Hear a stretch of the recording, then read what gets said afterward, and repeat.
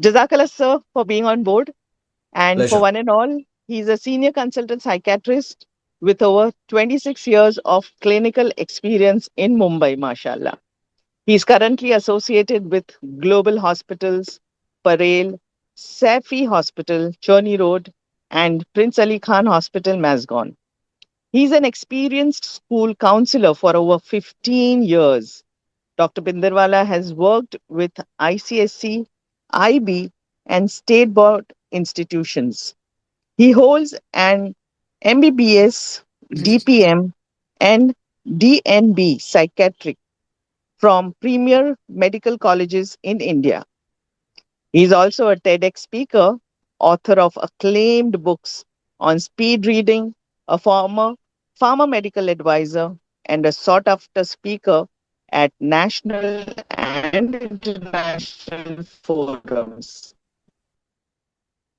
Bring him on board and get the best of today. Dr. Binderwala, to you. जी, अस्सलाम वालेकुम वरहमतुल्लाहि वबरकातुह. Walaikum assalam wa rahmatullahi wa barakatuh. So it's always a pleasure being available for Family First.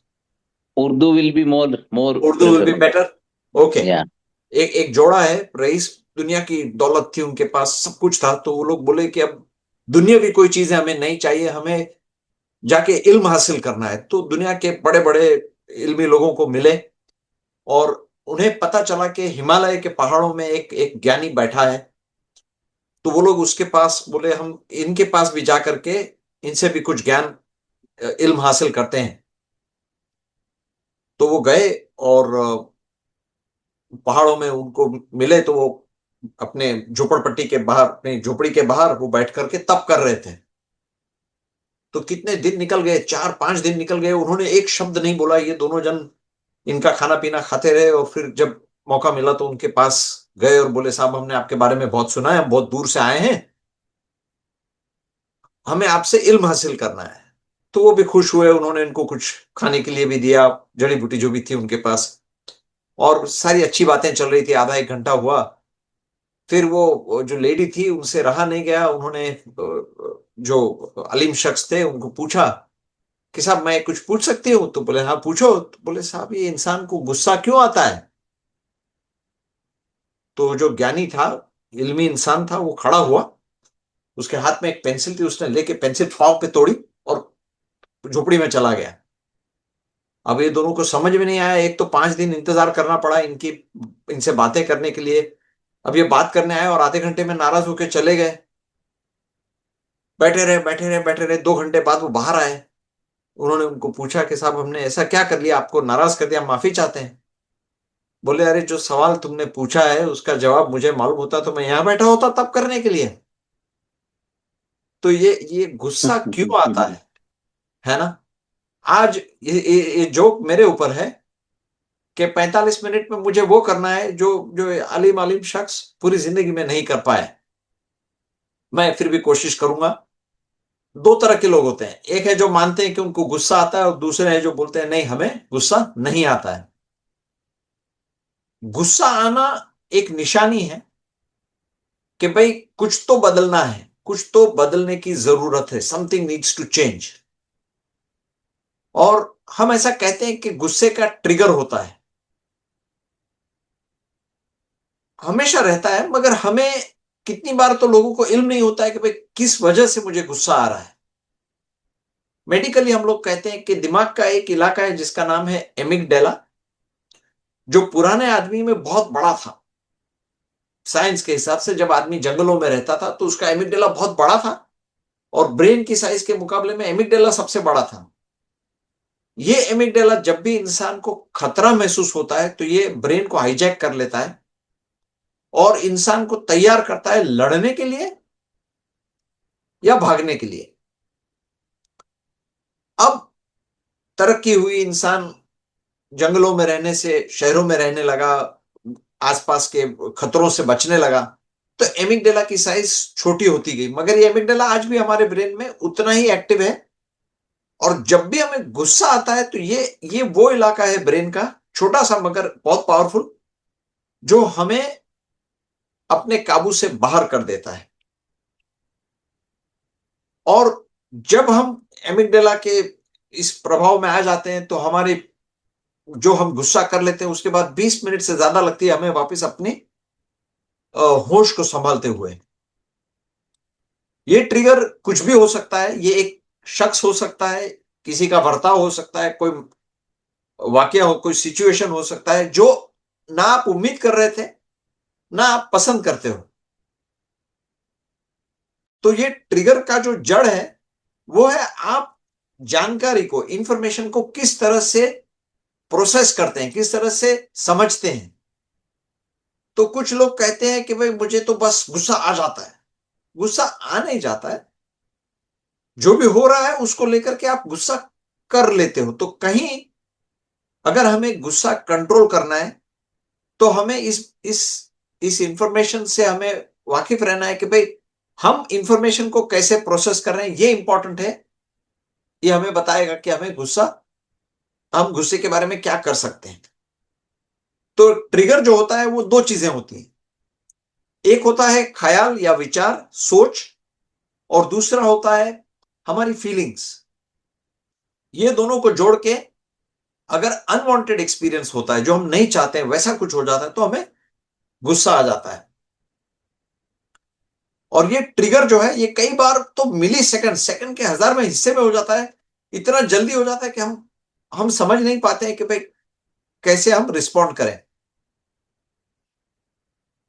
अगर आप अपने एहसासों को, emotions को, और अपने लेवल ऑफ तनाव, जो भी आप स्ट्रेस महसूस कर रहे हैं, अगर आप थोड़ा सा इसकी तरफ ध्यान दें तो मुमकिन है कि आप बेहतर फैसले कर पाए और बेहतर तरीके से अपने गुस्से को संभाल पाए। अब क्या है ये हम जरा समझते हैं। भाई जो आपको अगर मालूमात ही नहीं है कि भाई मेरे साथ ये हो रहा है, या मैं ये इस तरह से भड़क जा रहा हूं, ये वाकये हो रहे हैं, या मैं इतना गुस्सा कर दे रहा हूं, हमें अगर मालूम ही नहीं है तो हम बदल नहीं पाएंगे। तो सबसे पहले तो हमें कहीं कुछ नोट करना जरूरी है कि भाई ये चीजें होती हैं, या ये वाकये हुए और मैं इस पर इस कदर भड़क गया। तो ये ट्रिगर को कैसे पहचाने, इसके लिए कुछ सवाल हैं कि कौन है वो व्यक्ति, या कौन से ऐसे हालात हैं जिसमें मुझे गुस्सा आ जाता है। उस समय जब मैं गुस्सा करता हूं तो मेरे मन में क्या विचार होते हैं और क्या भावना, क्या इमोशंस फील करता हूं। और लास्टली अगर तुम्हें वापस उसी सिचुएशन में जाना पड़े तो तुम क्या करोगे, how would you handle it better, कैसे आप उसको अलग तरीके से हैंडल करोगे। हमारी मुश्किल ये होती है कि हम गुस्सा करते रहते हैं और हम बार बार सिचुएशन को या पर्सन को ब्लेम करते हैं कि भाई वो शख्स ऐसा है इसीलिए मुझे गुस्सा आता है, वो हालात ऐसे थे इसलिए मैंने गुस्सा किया। अब जब हम गुस्सा कर रहे हैं तभी तो हम ये सोच नहीं पाते, मगर गुस्सा करने के बाद शांत हो जाने पर हमें थोड़ा थोड़ी एनर्जी, थोड़ा समय लगाना चाहिए ये समझने के लिए कि भाई क्या क्या चीजें हैं जो मुझे काबू के बाहर कर देती हैं। सबसे इंपॉर्टेंट बात समझने की यह है कि जब भी तनाव बढ़ता है, स्ट्रेस बिल्डअप होता है, गुस्सा बढ़ जाता है। और अगर हम किसी को पूछें कि भाई क्या आप स्ट्रेस में हो, क्या आप स्ट्रेस महसूस करते हो, तो हर इंसान कहेगा कि नहीं, मैं I can handle my stress, मुझे स्ट्रेस इतना नहीं है। मगर हक की बात तो यह है, एक छोटा एग्जांपल ले लो। आप दोस्तों के साथ मजे कर रहे हो, आप कहीं बैठे हो, अच्छा समय है आपका, यूर एंजॉइंग योरसेल्फ। उस टाइम पर इमीडिएटली गुस्सा नहीं आएगा, मगर आप ऑलरेडी परेशान चल रहे हो तो एक छोटी सी चीज भी आपको तुरंत गुस्सा दिला देगी। ये गुस्सा जो है ये सीड्यूसर है, ये शैतानी हरकत है लिटरली, जो हमें हर दम खींचता रहता है। तो गुस्से को समझने का एक छोटा मॉडल है कि हम वो इंसान हैं जो तैर रहे हैं स्ट्रेस के समुद्र में, ऊंची ऊंची लहरें आ रही हैं। ये स्ट्रेस तक रहे तो हम गुस्से को कंट्रोल कर सकते हैं, मगर स्ट्रेस के बाहर हो जाता है तो हम एक एस्केलेटर पर चढ़ जाते हैं जो हमें स्ट्रेस से लेकर के ऊपर पहुंचा देता है, जिसको बोला जाए अवेयरनेस पर। अवेयरनेस यानी जानकारी पर। कैसी जानकारी? लैक ऑफ अवेयरनेस, यानी हमें इल्म ही नहीं है कि हम क्या कह रहे हैं, क्या कर रहे हैं। हम हमारी अवेयरनेस खो बैठते हैं। तो स्ट्रेस के बाद आता है एस्केलेशन, यानी एस्केलेटर होता है ना जिसमें हम लोग खड़े रहते हैं नीचे, तो वो अपने आप ऊपर ही लेके चला जाता है अपने को, उस पर उतरना मुश्किल होता है।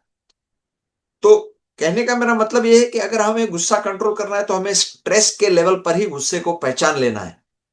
तो अवेयरनेस पॉसिबल है खाली स्ट्रेस के लेवल पर। एक बार स्ट्रेस के बाहर गए तो फिर हम, जब हमें गुस्सा होता है तो कई बार हम अंदर से, लोग कहते हैं, लोग दिमाग गर्म हो गया और दिल की धड़कन तेज हो जाती है, विचार हमारे नेगेटिव होने लगते हैं। ये तो हर कोई जानता है। इंपॉर्टेंट ये है कि जब आप गुस्सा हो रहे हो या गुस्सा होने के बाद सोचना और ये परखना कि भाई क्या क्या ऐसी चीजें हैं जिसके आसपास मैं गुस्सा करता हूं। ये अवेयरनेस नहीं होगी आपके तनाव की, आपके स्ट्रेस की, तो आप गुस्से को हैंडल नहीं कर पाओगे। एक बहुत सालों पहले की बात है, मैं छोटी मोटरसाइकिल आती थी, मोपेड, जिसका नाम था हीरो पुक, वो लेके रोड पे चल रहा था और किसी ट्रक वाले ने जो है मुझे जगह नहीं दी। अब होता यह है कि टू व्हीलर पे बैठे आदमी को गुस्सा जल्दी आ जाता है क्योंकि उसको चारों तरफ से अनसेफ फील होता है वो। तो मैंने वो ट्रक वाले पे गुस्सा किया। मेरी मोपेड की पिकअप अच्छी थी तो मैंने जल्दी से उसको ओवरटेक किया और जाके आगे गाड़ी खड़ी कर दी। मैंने कहा बाहर निकल। वो बोला जा यार जा, तू निकल। मैं बोला नहीं, तू नीचे उतर। अब वो बंदा ड्राइवर सीट में से निकलने के लिए तैयार हुआ और जब उसने बाहर निकाली अपनी बॉडी, सरदार था, कम से कम 6 फुट 4 इंच का होगा। मैंने उसको देखा, मैंने कहा यार ये गलत हो गया। चुपचाप मैंने अपनी बाइक उठाई और फुर्ती से निकल गया। तो कई बार हमें गुस्से में भी समझ आ सकती है कि ये मामला हमारे हाथ के बाहर हो गया, और कई बार हम गुस्से के बावजूद, गुस्से होते ही अपने आप को कंट्रोल नहीं कर पाते हैं।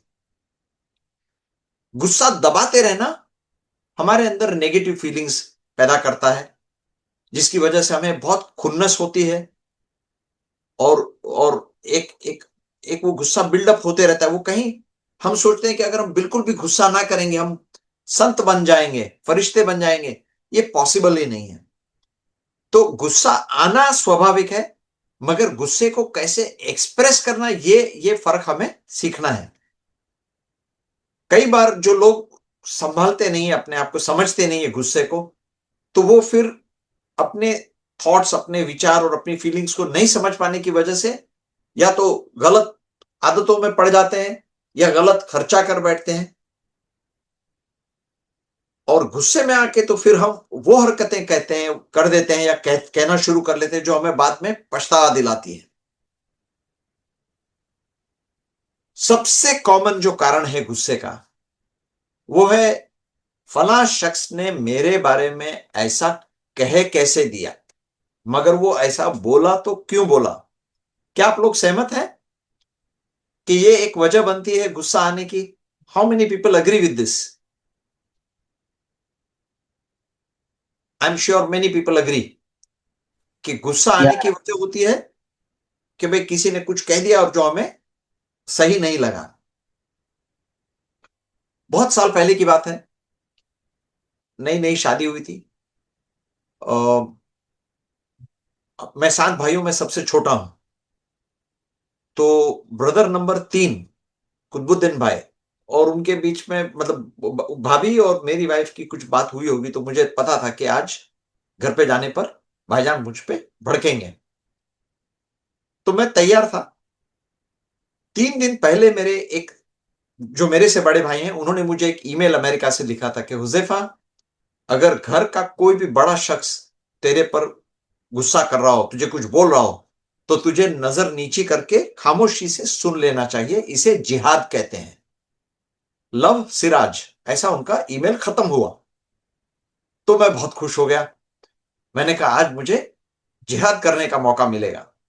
रात को घर पे पहुंचा, हाथ धोए, टॉवल से हाथ पहुंचे, भाईजान आए, भाईजान ने अपने हाथ धोए, भाईजान ने जोर से पुकार दी, हुज़ैफा। मुझे यकीन था कि भाईजान मेरे पर गुस्सा करेंगे। मैं भी उस कमरे में पहुंचा। वो कमरा हमारे वालिद साहब के बाहर, कमरे के बाहर वाला कमरा है जहां हमारी फैमिली फाइट्स अक्सर होती हैं। और भाईजान ने जो है बोलना शुरू किया। अब भाईजान गुस्से में बोले जा रहे हैं और मुझे मालूम था मुझे क्या करना है, मुझे जिहाद करना था। तो मुझे आंखें बंद करके नीचे की तरफ देखना है, आंखें नीचे करके, और कुछ बोलना नहीं है। तो मैं सोच में पड़ गया। मैं सोचने लगा कि यार मेरा तो कसूर ही नहीं है, बेचारा इतना मेरे पे नाराज हो रहा है। भाई ये कितना फॉल्टी है, कितना फ्लॉड है, कितना खामियों से भरा हुआ है मेरा भाई। फिर मुझे एहसास हुआ कि मैं कौन सा परफेक्ट हूं। फिर मैं सोचने लगा मेरी भाभी भी फॉल्टी है। फिर ख्याल आया कि मेरी वाइफ भी फॉल्टी है। फिर मैंने मेरे वालिदैन के बारे में सोचा कि मैं हमेशा उनको परफेक्ट मानता हूं, मगर वो भी कसूरवार रहे होंगे। तो मुझे एहसास हुआ कि यार इस दुनिया में हर कोई फॉल्टी है, फ्लॉड है। और मैं इस विचार से इतना खुश हो गया कि मैं जिस दुनिया में रह रहा हूं वहां हर इंसान फ्लॉड है, कि मैं मेरे मन में ये वाला डांस करने लगा। है ना, ये ऋतिक रोशन का जोधा अकबर का डांस है, ख्वाजा मेरे ख्वाजा वाला। मैं ये नाच कर रहा था मन में। इतने में भाईजान जोर से चिल्लाए, हुज़ैफा मैं क्या दीवारों से बात कर रहा हूं, कुछ बोलता क्यों नहीं। अब मैं तो सुन ही नहीं रहा था वो क्या बोल रहे। मैं तो ख्वाजा मेरे ख्वाजा डांस में लगा हुआ था। मैंने सर ऊपर किया, मैंने कहा या अल्लाह इस बंदे को मैं क्या बोलूं। और मेरे मुंह से ये निकला कि भाई आप जो मुझे कह रहे हो ये आपकी मेरे बारे में राय है, और मुझे आपकी राय से कोई तकरार नहीं है। भाईजान ने जो है अपना लेफ्ट हैंड पीछे किया, बिल्कुल जोर से चांटा कसने के लिए। और मैं वहां डरा हुआ था। मैंने आंखें बंद की, बॉडी टाइट की, और मार खाने के लिए रेडी हो गया। मैं वेट कर रहा हूं, बिल्कुल बॉडी तंग के अभी मार पड़ेगी। 5 सेकंड, 10 सेकंड, 15 सेकंड के बाद मैंने एक आंख खोली, फिर दूसरी खोली, भाईजान गुल। मैंने कहा या अल्लाह बचा दिया तूने, आज तो मार पड़ने ही वाली थी। खैर 2-3 दिन हुए, हम दोनों ने एक दूसरे से बात नहीं की। फिर तीसरे दिन पे भाईजान का ही फोन आ गया, अरे हुज़ैफा जरा पता करना ना वो जिम के क्या चार्जेस हैं। मैंने कहा ठीक है पता करूंगा। अब इस बात को, हम दोनों वापस भाई हैं तो बात करने लग गए, बात भुला भुला दी गई। कुछ सालों बाद, ये हमारी दुकान है मस्जिद अंदर के पास, मैं भाईजान को मिलने कुछ कागजात पे दस्तखत करने गया था। वो काम हो गया, अब मैं निकल के आने लगा। एक ग्राहक आ गया। ग्राहक आया, बोले ये माल चाहिए। भाईजान ने माल दिखाया, मैं उनको सलाम करके निकलने ही वाला था, मगर मुझे लगा वो ग्राहक आया है तो चलो रुक जाते हैं, ये ग्राहक पड़ जाए फिर मैं निकलता हूं वहां से। तो भाईजान ने माल दिखाया, उसने बोला कितना, तो भाई बोले 250 रुपया किलो। बोले नहीं बहुत ज्यादा है, तुम लूट रहे हो। तो भाईजान बोले नहीं ये फाइनल दाम है, आपको लेना है तो 250 में लो, नहीं तो आप कहीं और देखो। तो वो गुस्से में आ गया और उसने जो है बोलना शुरू किया, और उसने भाईजान को बहुत सारी गालियां दी। मैं वहां साइड पे खड़ा था, मगर भाईजान पसंद नहीं करते हैं कि मैं उनके काम में कुछ भी बोलूं। तो मैंने मेरे हाथ दोनों ऐसे मोड़ के वहां साइड पे खड़ा रह गया। फिर वो बोलते बोलते बोलते बोलते भाईजान के अलावा वालिद साहब को गाली देने लगा। अब मेरे लिए सुनना जरा मुश्किल हो गया, मगर मैं भाईजान के नेचर के हिसाब से मैं चुप रहा। वालिद साहब को गाली देते देते वो दीन पे आ गया। पहले तो कास्ट पे अपने, कि तुम लोग बाहर गांव से आए हो ये बोला, और फिर दीन पे भी आ गया। काफी कुछ बोला उसने। 50 सेकंड गालियां देने के बाद में वो अपनी सांस लेने के लिए लंबी आहट ली उसने। और फिर उसने भाईजान की तरफ देखा और बोले तू क्या पागल है, मैं इतनी देर से गालियां दे रहा हूं, तू कुछ बोलता क्यों नहीं। भाईजान ने जवाब दिया, भाई जो तुम कह रहे हो वो तुम्हारी हमारे बारे में राय है, और मुझे उससे कोई फर्क नहीं पड़ता है। तो जब भाईजान ने वो शब्दों का इस्तेमाल किया तो मैं वहीं पर खड़ा था, मैं सोच में पड़ गया कि ये शब्द जो मैंने 3 साल पहले बोले थे, इनमें इतनी ये मेरी तो काबिलियत ही नहीं कि मैं इतनी ऊंची सोच रख पाऊं। ये अल्लाह ने मेरे दिमाग में डाले होंगे और इसका फायदा भाईजान बिना मुझे बताए 3 साल से लेते आ रहा है। तो ये इंग्लिश वर्ड जो है ओपिनियन, ये बहुत मायने रखता है। यकीन मानिए, अगर आपको किसी से कोई काम है तो आप उनके बारे में कोई भी ओपिनियन रखते हो, आप अपना काम करा के ले लोगे और आपका काम हो गया, फिर आपका ओपिनियन बदल सकता है उस बंदे के बारे में। एक ही इंसान के बारे में हम अलग अलग ओपिनियन अलग अलग टाइम पर रख सकते हैं। हम नाराज किस बात पे हो रहे हैं? किसी इंसान के निकले हुए ऐसे शब्दों का जिसका मीनिंग वो कुछ सेकंड्स में बदल सकता है। हमें यह याद रखना है कि words are always less important than humans. यहां मैं दिखा रहा हूं कि हम नाराज इसलिए हो जाते हैं, गुस्सा इसलिए कर लेते हैं कि हमें किसी के बोले हुए शब्द बुरे लग जाते हैं, मगर हकीकत यह है कि humans are always more important than words. जो इंसान इस बात को समझ जाता है वो किसी के बोले हुए अल्फाजों को लेके उनको मन में पालता नहीं है। अब 2-3 गलत फहमियां हैं गुस्से के बारे में, मैं वो क्लियर करके इस सेशन को खत्म करूंगा, तमाम करूंगा। सबसे पहला है एंगर इज बैड। तो ये एच्ड इन स्टोन है, ऐसा लोग मानते हैं कि गुस्सा बुरा है। और जब भी आप गुस्सा करते हो तो आप अपने आप को कोसते हो कि अरे यार मेरे को गुस्सा नहीं करना है, मैं गलत इंसान हूं। और उसी तरह से दूसरा कोई गुस्सा करता है तो आप उसके बारे में भी ऐसा सोचते हो। हम उसके ऊपर एक इल्जाम लगा लेते हैं कि ये गुस्सैल इंसान है, मगर हम जिस चीज को जज कर रहे हैं वो असल में इंसान नहीं है, वो उसका वर्ताव है, उसका बिहेवियर है। हो सकता है हमें उसका बिहेवियर पसंद नहीं, मगर वो इंसान बुरा नहीं है। ये फर्क हमें करने आना चाहिए। और ये बिहेवियर अलग है और जो इमोशन वो एक्सप्रेस कर रहा है, क्योंकि वो इमोशन अगर बदल जाएगा तो उसका बिहेवियर भी बदल जाएगा। तो हमें गुस्से को ज्यादा अच्छे से समझना है कि गुस्सा इंसान नहीं है, वो एक इमोशन है। एक इमोशन जो तुम्हारा ध्यान खींचने की कोशिश कर रहा है। और अगर तुम इस इमोशन को समझ जाते हो तो तुम अलर्ट हो जाते हो कि भाई मुझे रिस्पॉन्ड करना है, मुझे रिएक्ट नहीं करना है। दूसरी जो गलत फहमी है कि भाई लोग कहते हैं कि मुझे सेल्फ कंट्रोल होगा ना अगर इंसान के पास, तो वो कभी भी गुस्सा नहीं करेगा। ये गलत है। क्यों, वो मैं बताता हूं आपको। कि अगर आप अवेयर नहीं हो, अगर आपके रिसोर्सेज के मायने आपकी भूख, आपकी प्यास, आपका आराम और आपकी इमोशनल स्टेट अगर ये बराबर नहीं है, एडिक्वेट नहीं है, तो आपका जो सेल्फ कंट्रोल है ये खिड़की के बाहर उड़ जाएगा। अगर आप 12 घंटे काम करते आए हो लगातार, आपको नींद बराबर नहीं मिली है, आपको किसी से बोलने में कुछ अनबन हुई है और आपको कुछ काम पूरा करना है और टाइम भी कम है आपके पास, और आपने खाना भी नहीं खाया है, ऐसे टाइम में good luck with your self control. सवाल ही नहीं है कि आप कुछ भी कंट्रोल कर पाओगे।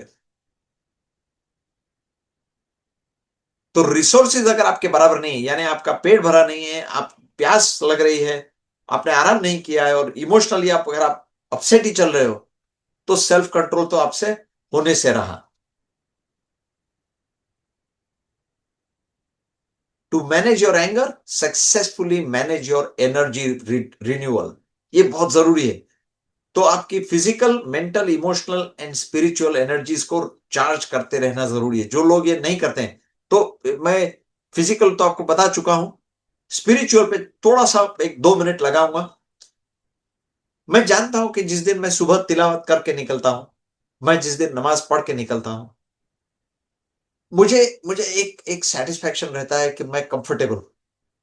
और जिस दिन ये नहीं किया है, मेरा मेरा कंट्रोल आसानी से छूट जाता है। तो वो एक एक एक पर्सनल सेटिस्फैक्शन रहता है कि भाई मैंने ये दोनों चीजें कर ली हैं, मेरा बाकी का दिन अच्छा जाएगा। तो इसको मैं स्पिरिचुअल एनर्जी के तौर पे कहता हूं। फिजिकल रिन्यूअल तो आप जानते हैं, इंसान को थोड़ा स्टिमुलेशन और थोड़ा रिलैक्सेशन, ये दोनों भी जरूरी है। और इमोशनल रिन्यूअल से मेरा मतलब है कि सपोर्टिव रिलेशनशिप्स हर किसी को चाहिए। हम लोग सामाजिक प्राणी हैं, we are social animals. Relationships supportive रहते हैं तो गुस्से को हम ज्यादा बेहतर कंट्रोल कर पाते हैं। ये अगर पूरी नहीं हुई हमारी, जैसे मैंने कहा, तो हमें गुस्सा आसानी से आ जाता है। एंगर आपको कह रहा है, गुस्सा आपको कह रहा है कि भाई आप थके हुए हो, या आप भूखे हो, या आपको जो चाहिए वो आप मांग लो। या गुस्सा कई बार कहता है कि भाई एक बाउंड्री, एक हद पार हो चुकी है, या तुम्हें थोड़ा रिलैक्स करने की, थोड़े मजे की जरूरत है। एंगर कई बार तुम्हें यह भी कह रहा है कि तुम दूसरों की इश्यूज को अपने सर पे मत लो, अभी तुम्हारे पास जितना काम है बस उतना ही करो, और तुम्हें थोड़ा स्लो होने की जरूरत है। ये अगर हम नहीं सुनते हैं, हमारी बॉडी को हम ध्यान नहीं देते हैं, तो हम आसानी से गुस्सा कर बैठते हैं। और तीसरी बात, एंगर मस्ट बी अवॉइडेड। हक की बात तो यह है कि आप जितना चाहो, कभी ना कभी तो गुस्सा आपको आ ही जाएगा। आप हमेशा हमेशा ये तय नहीं कर सकते हो कि मैं कभी भी गुस्सा नहीं करूंगा।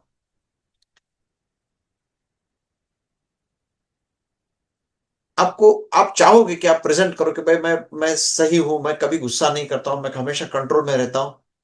मगर ये करने में हम एक हकीकत को जुटलाते हैं कि एंगर कांट बी अवॉइडेड। अगर आपका नहीं तो किसी और का गुस्सा तो आपको झेलना ही पड़ेगा। और जब आप एंगर को दबाने की कोशिश करते हो तो वो लीक होता है तानाकशी में, या किसी और की बेइज्जती करने में, या चिड़चिड़पने में, या जानबूझ करके अगले की तकलीफ बढ़ाने में। पैसिव अग्रेसिव बिहेवियर करते हैं। पैसिव अग्रेसिव बिहेवियर जो काम आप थोड़ी देर में कर सकते हो, वो करने में आप ज्यादा समय लगाते हो। आप गुस्सा नहीं कर रहे हो, मगर आपके वर्ताव की वजह से आप गुस्से को एक्सप्रेस कर रहे हो। ये एंगर बहुत ट्रिकी इमोशन है। ये लास्ट स्टोरी पर मैं एंड करना चाहूंगा। ये इस आदमी को आप शायद पहचानते हो, जो नीचे प्लेटफॉर्म पे पड़ा है। इसका नाम मोहन है। लोग इसको मोहनदास करमचंद गांधी के नाम से जानते हैं। हम सब वो कहानी सुन चुके हैं जब उसको ट्रेन में से साउथ अफ्रीका में प्लेटफॉर्म पर फेंका गया था, क्योंकि इस आदमी को व्हाइट नहीं था। तो अंग्रेजों ने इसको ट्रेन में से उतार दिया।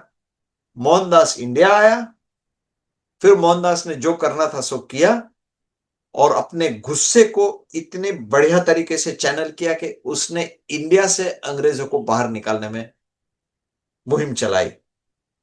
एंगर कंट्रोल के लिए लोग कहते हैं कि ब्रीदिंग एक्सरसाइजेस हेल्प करती हैं, है ना। जब हमें गुस्सा आता है तो हम बहुत कुछ, हमारी ब्रीदिंग इरेगुलर हो जाती है, हमारे ऑक्सीजन का कंजम्पशन ब्रेन को जो है प्लस माइनस हो जाता है। मैं एक अस्पताल में काम करता था जिसका नाम है प्रिंस अली खान हॉस्पिटल, अभी बंद हो चुका है 3 साल से।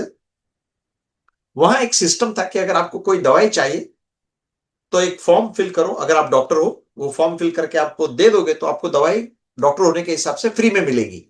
हर स्टाफ को यह सुविधा उपलब्ध थी। तो मेरे स्वभाव के हिसाब से लोग वहां जाते थे। मैं कभी भी जाता तो अभी तो मैं वहां पहुंच रहा हूं, मेरा हाथ अंदर जाता, उसके पहले वहां से अंदर से कोई हाथ खींच के वो फॉर्म लेके मुझे दवाई दे देते। अब कुछ गड़बड़ हो गई और फार्मेसी की जो है स्टाफ पूरी बदलने में आई। जो नए स्टाफ थे वो मुझे नहीं जानते थे। 2 महीने फार्मेसी बंद रही, और फिर जो नई फार्मेसी खुली उसमें पूरे नए स्टाफ थे, वो लोग मुझे जानते नहीं थे। एक बार मैं गया और मैं पेपर लेके खड़ा हूं, मेरे पीछे से अलग अलग लोग आ रहे हैं, और सब जो जो बात मेरे बाद में आ रहा है उसको पहले दवाई दी जा रही है। 2 मिनट हुई, 5 मिनट हुई, 8 मिनट, 10 मिनट हुई। अब मेरा गुस्सा बढ़ने लगा। और मुझे लगा कि मैं जो है, जो मन में है वो सुना दूं। अच्छा, उस दिन मैंने इत्तेफाक से सूट भी पहना हुआ था। मैंने कहा ये फार्मेसी के स्टाफ को दिख नहीं रहा है कि मैं डॉक्टर हूं और मुझे रुका रहा है।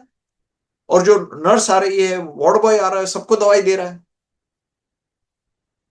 तो गुस्सा करने का ख्याल तो आया मुझे, मगर मैंने कहा मैं गुस्सा करके हासिल क्या करूंगा। तो मेरा एमिगडाला जो है जोर शोर से भड़क रहा था।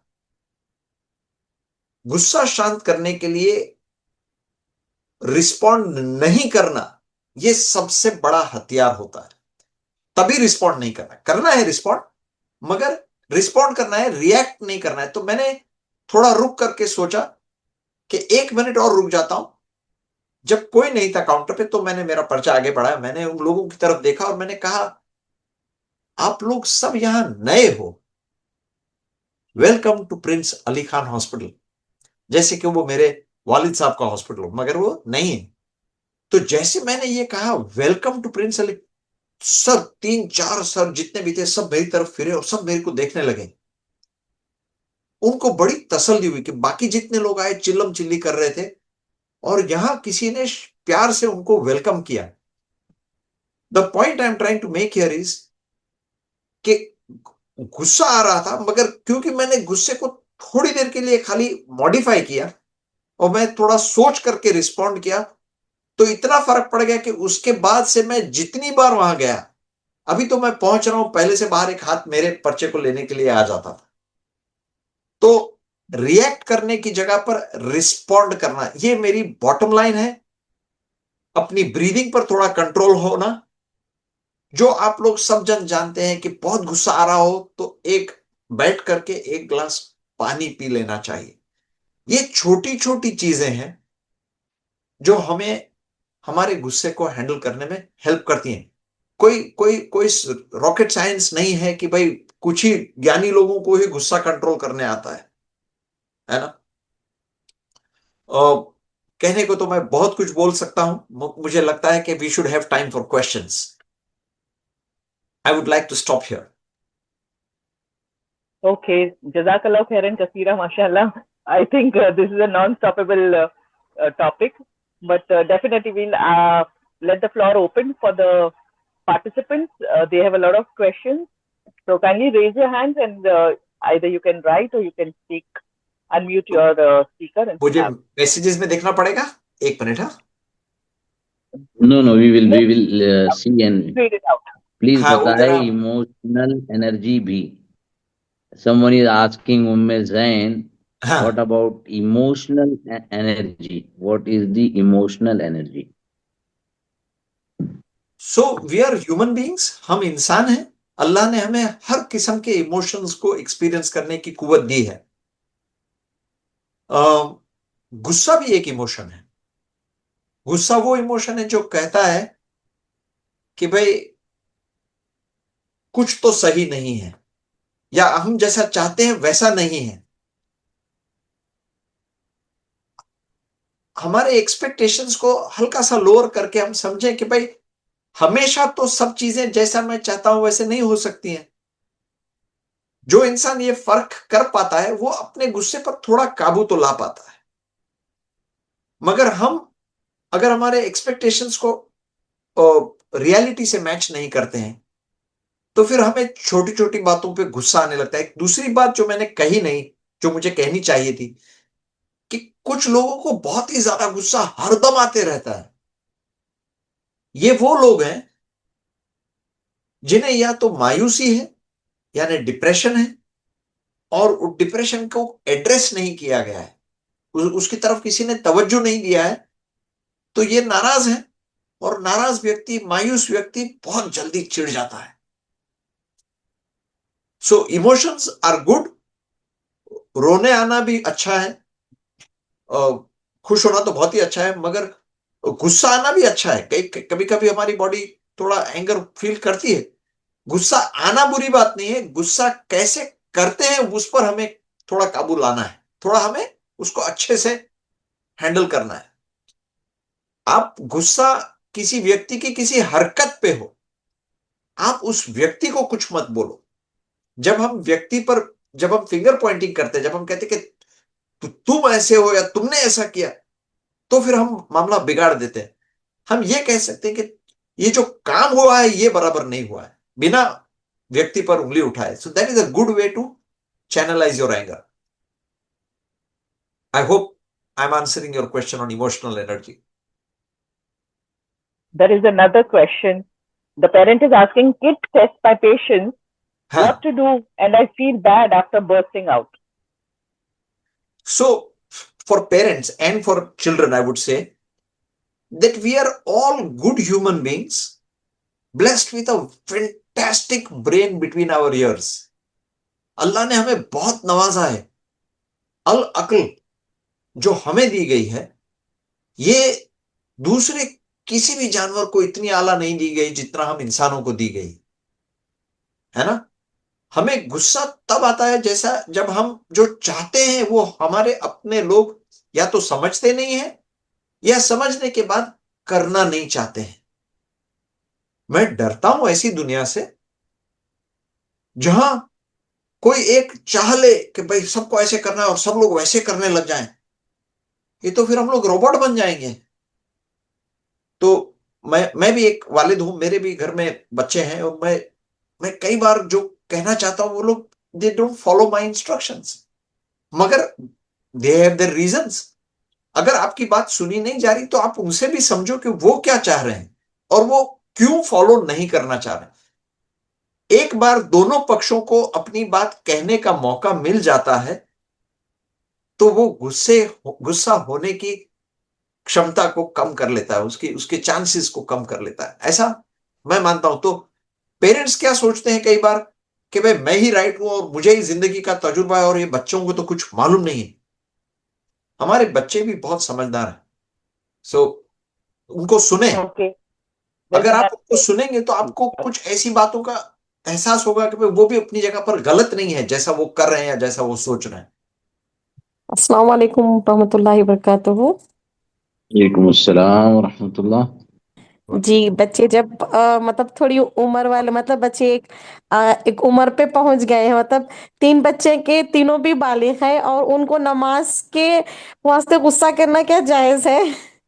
बेटे सिलेबस के बाहर है, तुम डांट नहीं, कर वही ऐसा नहीं पूछ सकते, गलत है वो ये गुस्सा मुफ्ती ही साहब है को ना पूछो. वो भी.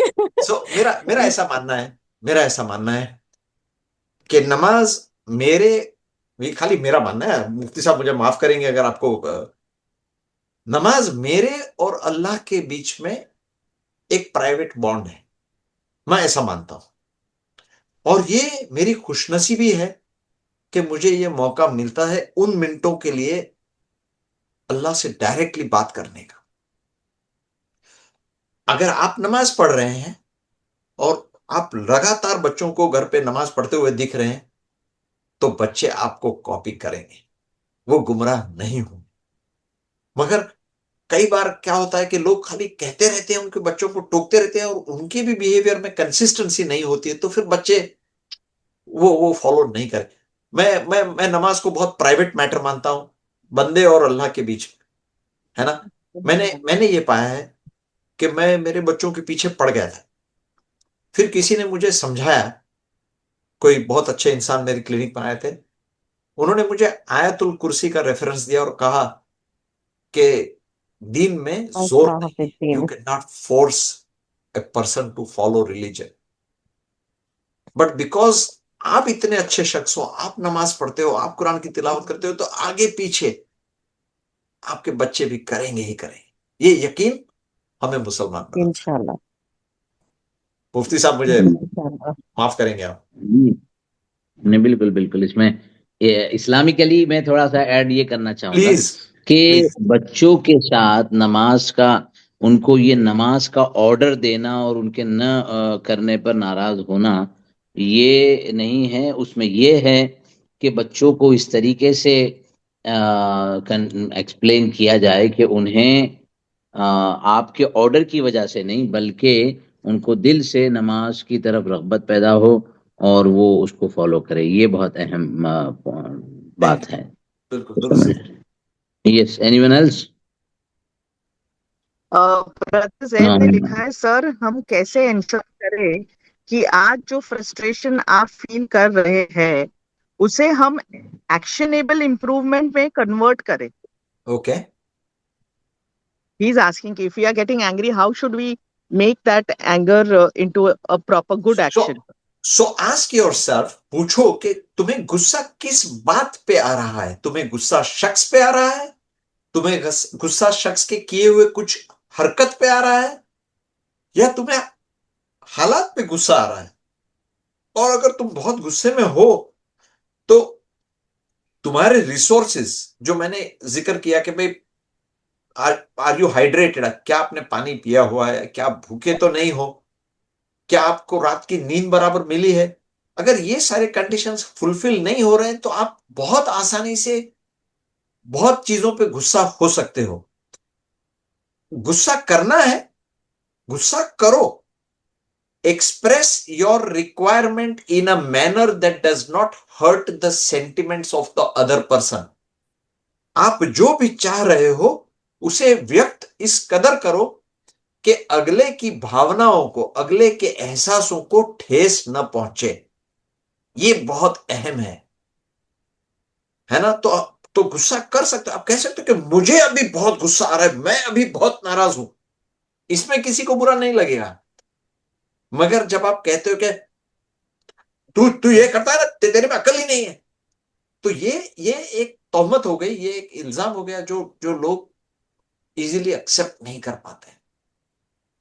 हम जितने इंसान है ना, हमारा सेल्फ एस्टीम जो है वो एक बैंक के अकाउंट की तरह है। जब भी कोई हमारे अंदर फॉल्ट निकलता है ना, तो हमारे अकाउंट में से पैसे निकलते रहते हैं।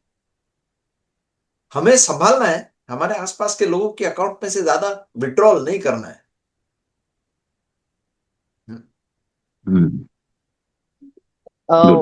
That answers your question. That Question. express your anger in a manner that you don't hurt people, but you get the work done.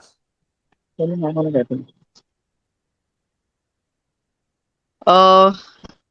more last बच्चों question. की बात पर एक छोटी सी एडिशन ये करूंगा कि जैसे उन्होंने पूछा कि नमाज के लिए, बच्चों के लिए 16-17 साल की उम्र तक 5 चीजें इंपॉर्टेंट है।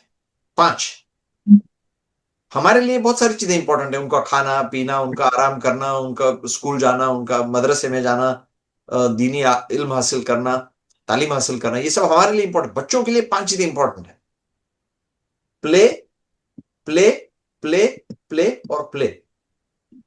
ये 5वीं के बाद बाकी की प्रायोरिटीज आती हैं। तो बच्चों के जहन में उनको अगर आप खुला छोड़ दो तो पहली चीज जो वो करना चाहेंगे वो है खेलना। Sorry, go ahead. What was the next question? Okay, sir. Somebody is asking, sir, I want to ask, how can one stay emotionally grounded when witnessing anger, shouting, and abusive behavior from others, especially when confronting them only makes them believe they are in the right? What the other person believes, अगला क्या मानता है, उसके ऊपर तुम्हारा कोई इख्तियार नहीं है। Very important. वो तुम उसको कितना भी कन्फ्रंट करो वो नहीं मानेगा, वो उसको जो मानना है वही मानेगा। भाई कई बार तो हमें अपने खुद की अकल पर, अपने खुद के दिमाग पर काबू नहीं रहता है, तो हम दूसरे के दिमाग को कहां से कंट्रोल करने लगे। वो गुस्सा कर रहा है, वो चिढ़ रहा है, वो ऊंची आवाज में बोल रहा है, वो अपने आप को नुकसान पहुंचा रहा है। मगर अगर हम भी उसी टोन में आ जाते हैं तो हम उससे रिमोट कंट्रोल हो रहे हैं। उसने गुस्सा किया तो फिर मुझे ऐसा करना पड़ा, मतलब उसके बिहेवियर ने मेरे अंदर एक रिस्पॉन्स क्रिएट किया, रिएक्शन क्रिएट किया। रिस्पॉन्स नहीं होगा, ये रिएक्शन होगा। तो देयर आर सम पीपल, कुछ लोग हैं जो हर दम गुस्से में रहते हैं, हम उनके लिए दुआ कर सकते हैं। बाकी जब तक वो अपने आप को बदलना ना चाहें, हमारे कई बार कहने से या उनके ध्यान में वो बात लाने से उनको कोई फर्क नहीं पड़ता।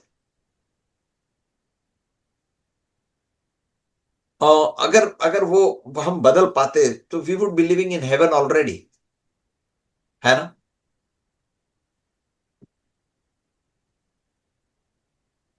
Somebody is asking how to deal with narcissist personality. ये सब सवाल है ना सिलेबस के बाहर है।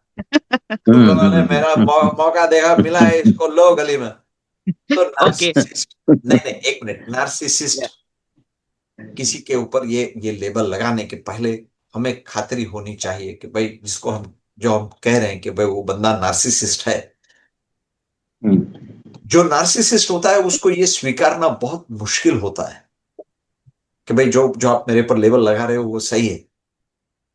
और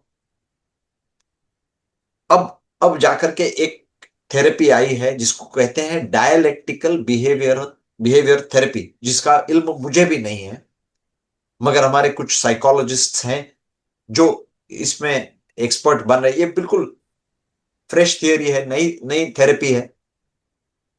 हमें मोटिवेट करना चाहिए ऐसे लोगों को कि भाई उनको समझाना चाहिए कि भाई तुम्हारे कुछ बर्ताव की वजह से तुम्हारे आसपास के लोगों को फर्क पड़ रहा है और मदद लो, कम से कम बात करो।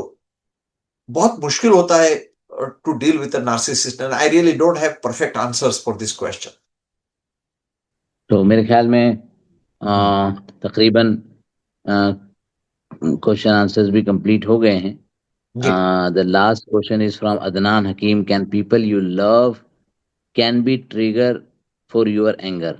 100% कैन यस, ऑफ कोर्स। जो यस। लोग जिनको आप प्यार करते हो, जिनको आप चाहते हो, वो भी तुम्हें गुस्सा, बल्कि वो तो इतने प्यार से भी गुस्सा दिला सकते हैं, है ना? क्योंकि तुम उम्मीद नहीं कर रहे हो, मगर वो वही लोग हैं जो जिनको आसान जो आसानी से तुम्हें गुस्सा दिला सकते हैं, क्योंकि वो प्यार करते हो, तुम उनसे बहुत सारे एक्सपेक्टेशन रखते हो और वो हर दम तुम्हारे उन एक्सपेक्टेशंस पे खरे नहीं उतर पाते, है ना? So yes, most certainly they can make you angry and you have to be careful because they are people you love, you don't want to hurt them, so you handle them gently in a manner that does not offend their sensibilities। ये बहुत जरूरी है। तो यहाँ हम इंशाल्लाह conclude करते हैं। जी, और मैं as a founder and director Family First Guidance Centre खुद जो है डॉक्टर हुज़ैफा बिंदरवाले के इस पूरे वर्कशॉप, पूरे वेबिनार को अटेंड किया, क्योंकि मुझे भी आपसे बहुत कुछ सीखने मिलता है। अल्लाह आपको अपने हिफ्ज़ अमान में रखे और आपसे लोगों को आमीन। रियली बहुत अच्छा, बहुत फ़ायदा पहुंच रहा है। और आप भी हमारी मोहब्बत में और ये इस तरह के वेबिनार में भी, वो जो नींद मेरी जान, वो तो बहुत पॉपुलर हुआ है, कई लोग मुझसे बीच बीच में मांगते रहते हैं। तो जैसे स्टार्ट में मैम ने बताया कि हमारे यहाँ ये काउंसलिंग होती है, मीडिएशन होता है, फैमिली गाइडेंस होता है, marital counselling, financial counselling, mental health. तो आप लोग अगर चाहें तो कनेक्ट हो सकते हैं। डॉक्टर साहब जो है वो सीनियर साइकेट्रिस्ट हैं और इनका माशाल्लाह क्लिनिक है, हॉस्पिटल्स में भी जाते हैं। तो आप इनका व्हाट्सएप नंबर पे भी डायरेक्ट कनेक्ट हो सकते हैं। तो इस सब का मकसद ही ये है ताकि हमारी जो पर्सनल लाइफ है वो इम्प्रूव हो और बहुत सारी चीज़ें जो हमारी ज़िंदगी में अप एंड डाउन है तो उसको हम बेहतर करने की कोशिश कर सकें।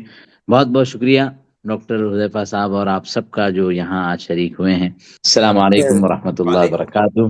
वालेकुम। वालेकुम अस्सलाम रहमतुल्लाहि व बरकातहू। जज़ाकल्लाह खैरन कसीरा।